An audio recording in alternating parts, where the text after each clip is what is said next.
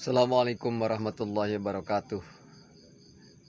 Kali ini saya akan membuat video baru yang sudah lama nggak pernah bikin video semacam ini. Dan kali ini saya akan menyoroti tentang eh, peperangan yang terjadi antara Iran dan Amerika dan koalisinya. Ada satu prediksi yang keluar dari seorang yang sering membuat prediksi dan sering terjadi. Ya. Di antaranya diprediksi bahwa nanti yang akan menjadi Sekjen PBB adalah Jepang, dan di akhirnya nanti Amerika akan dipecat dari keanggotaan PBB, dan ini akan memicu perang dunia ketiga di mana Amerika nggak terima dengan perlakuan itu. Namun sebelum masuk ke inti analisis, kita akan mencoba menyoroti hal-hal yang mungkin di luar bahasan oleh para analis perang, analis geopolitik yang sudah banyak kita lihat di channel-channel YouTube ataupun di media lain yang membahas dari perspektif yang lebih konkret gitu ya. Banyaklah orang-orang hebat seperti Mardigu, kemudian Ibu Koni dan lain sebagainya. Mereka sudah lebih dulu membahas dari fenomena yang terjadi berdasarkan analisis yang konkret dan berdasarkan pembacaan fakta yang terjadi di lapangan. Baik pemirsa, ada satu sinyalemen ini berkaitan dengan perang Iran dan Amerika hari ini. Ya, ada satu analisis yang mungkin ini bisa dibandingkan dengan fakta yang terjadi di lapangan. Pertama, kita akan analisis apakah perang ini memang sudah dipersiapkan jauh-jauh hari oleh Amerika, atau kejadian adalah murni salah perhitungan dari Amerika sehingga menyebabkan dalam peperangan yang terjadi di lapangan dengan Iran banyak aset-aset strategis milik Amerika di pangkalan-pangkalan mereka, juga aset-aset sumber daya seperti kilang minyak, aset-aset logistik dan terusnya, itu satu persatu dihancurkan oleh Iran. Kemudian dalam perang asimetris ini banyak sekali teknologi perang yang digunakan Iran menggunakan teknologi berbiaya rendah namun berhasil menguras sumber daya peperangan yang dimiliki oleh Amerika maupun Israel. Pertanyaan kita adalah, apakah sebodoh itu Amerika sehingga tidak ada analisis sejauh itu, atau memang ada agenda lain yang jauh lebih besar? Ini pertanyaan yang perlu kita perhitungkan ya. Kenapa bisa terjadi seperti ini? Negara sebesar Amerika, saya yakin mereka punya hidden agenda lain yang memungkinkan mereka punya target lain yang mungkin itu tidak masuk dalam analisis para analis senior ya, seperti yang sebutkan tadi. Pertama, bisa jadi ini adalah sesuatu yang disengaja. Mana mungkin mereka memulai perang kalau tidak ada rencana A, B, C dan seterusnya. Ya. Ketika mereka memulai perang, itu semua analis mengkhawatirkan bahwa Amerika saat ini sumber daya ekonominya terkuras. Bahkan katanya beberapa dana cadangan untuk perang itu sudah di jauh-jauh hari digunakan untuk perang ya. Amerika mengajukan dana tambahan ke parlemen untuk dilakukan biaya tambahan. Juga ada berita lain katanya sebagian dana milik Swiss itu diambil oleh Trump dan digunakan untuk perang.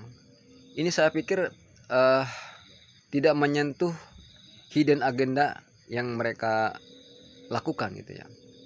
Lalu apa kalau begitu targetnya? Mereka membuat satu gerakan yang seolah-olah merugikan mereka. Sahabatku, jangan lupa bahwa kita sampai hari ini masih di bawah bayang-bayang kekuatan elit global ya. Sebagaimana kita tahu, elit global ini sesuatu yang mungkin di luar fakta yang bisa kita lihat, tapi mereka ada gitu. Mereka selama ini mengendalikan semua aspek kehidupan masyarakat global, dari mulai sistem keuangan global, sistem perbankan, sistem kesehatan, sistem politik, sistem ekonomi, dan seterusnya mereka kendalikan. Nah, mungkinkah elit global yang punya rancangan biasanya sangat canggih berapa langkah ke depan itu salah analisis, sehingga kali ini mereka salah prediksi ya? Bagaimana kalau kita identifikasi bahwa seolah-olah elit global itu sama dengan Amerika, sama dengan Inggris, sama dengan poros Perancis. Ternyata kalau betul misalnya analisis mereka salah prediksi, di mana kekuatan poros Rusia, Cina, atau kekuatan kiri itu mengambil bagian untung dari perang ini, artinya memang betul mereka salah analisis. Tapi saya pikir nggak sedangkal itu gitu. Saya yakin mereka punya plan A, B, C, dan seterusnya yang jauh lebih canggih daripada sekedar perang terjadi hari ini. Pertama, Amerika tidak mungkin mulai perang kalau mereka tidak punya cadangan energi yang besar. Yang kedua, soal apakah mereka terkuras sumber daya ekonominya, uang mereka dalam perang ini, saya yakin mereka sudah punya cadangan devisa lain, keuangan lain. Misalnya, sudah lama kita ketahui bahwa Amerika punya cadangan migas yang cukup sangat besar. Jadi dalam jangka sekian puluh tahun ke depan mereka masih bisa memulai kehidupan tanpa tergantung dengan suplai langsung dari Timur Tengah ya.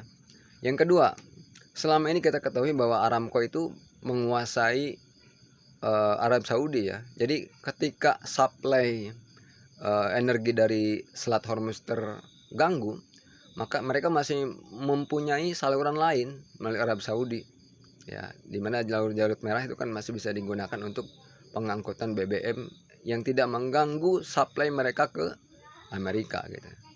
Jadi jangan lupa, mereka memulai perang bukan tanpa perhitungan. Saya yakin mereka memulai perang dengan satu rencana yang jelas gitu.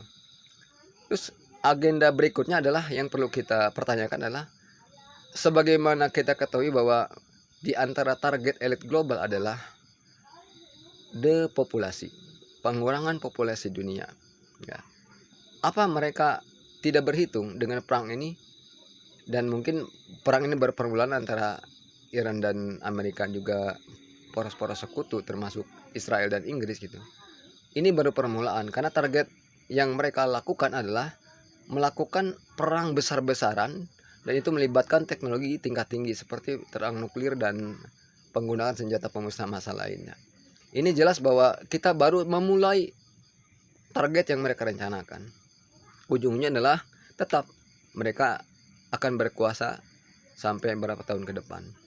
Nah, jadi kita di antara dilema. Pertama, apakah mereka salah analisis sehingga elit global kali ini salah dalam memprediksi perang, atau yang kedua, memang betul mereka ini masih agenda mereka gitu. Agenda yang ingin mengurangi populasi dunia. Dan selanjutnya inti permasalahan adalah tadi di awal kita bahas, yaitu nanti pada saatnya Jepang akan menjadi sekjen PBB ya. Kenapa Jepang ya? Mungkin saat ini Jepang masih kita identifikasi sebagai ya Jepang di bawah kendali Amerika. Tapi jangan lupa, Jepang dalam sejarah pernah disakiti dan dihancurkan oleh Amerika melalui perang dunia kedua, di mana bom atom itu menghancurkan kekuatan Jepang dan melumpuhkan rencana ekspansi Jepang ke Asia dan sekitarnya. Jadi walau bagaimanapun sejarah akan menjadi benang merah yang jelas ya tentang peta politik ke depannya. Sangat mungkin, karena saat ini kita melihat bahwa kiprah Jepang tidak terlalu dominan memberikan satu posisi yang jelas ya, apakah mereka berpihak pada poros Amerika atau tidak. Tapi yang jelas hari ini dunia sedang mengawasi beberapa negara besar yang mungkin belum memberikan pengaruh yang signifikan tentang keberpihakan mereka ya. Kita lihat mungkin Spanyol masih sudah memberikan lampu yang jelas di mana mereka lebih memilih untuk tidak memihak Amerika ya. Itu baru Spanyol ya. Tapi Jepang belum kelihatan nih arah-arahnya ya, kemana Jepang arahnya. Nah, mungkin melihat posisi yang netral ini dari sebagian negara-negara di dunia, mungkin Jepang karena kita pandang sangat mumpuni dalam segi teknologi, juga posisinya dianggap lebih netral, bisa jadi prediksi tadi ya Jepang akan menjadi sekjen PBB itu sangat memungkinkan ya, sangat memungkinkan. Dan kita tunggu aja nanti apakah analisis ini betul jadi kenyataan atau tidak. Tapi beberapa aturan logika sangat bisa diterima. Kenapa bisa jadi Jepang jadi sekjen PBB ya? Karena ya ada dalam sejarah dengan Amerika, satu sisi juga Jepang dianggap sebagai negara maju yang belum mengambil peran apa-apa gitu ya. Nah, nanti Amerika ditendang dari PBB, kemudian Jepang jadi sekjennya, dan nanti akan terjadi perubahan besar-besaran. Ya, sekarang udah mulai tuh, beberapa negara sudah mengajukan pembatasan hak veto ya. Coba di berita terakhir ya, ada beberapa negara yang mengajukan bahwa hak veto itu tidak segampang itu gitu. Ini mungkin arah-arahnya ke arah sana gitu. Dan kita lihat apakah ini di ujung perjalanan, apakah betul-betul koalisi Inggris akan turun ke lapangan bersama Amerika, atau ini masih menunggu analisis lain ya. Kita lihat secara diam-diam juga Rusia sudah mensuplai teknologi, termasuk membebaskan satelitnya untuk diakses oleh Iran, sehingga secara presisi bisa menentukan aset-aset militer Amerika yang dihancurkan. Ini masih kita lihat ya, tapi mudah-mudahan semuanya yang kita harapkan adalah dampak perang ini tidak begitu merembet ke negara kita ya. Kita punya saluran lain, katanya kemarin terakhir Pertamina tankernya bisa masuk atau keluar dari Selat Hormuz yang selama ini tertahan ya, ditahan oleh Iran ya. Yang kedua, kita juga berharap bahwa dengan kematian atau gugurnya 3 orang prajurit kita di Libanon, ini juga memantik kesadaran kita, kok sampai hari ini pemerintah kita belum bereaksi ya.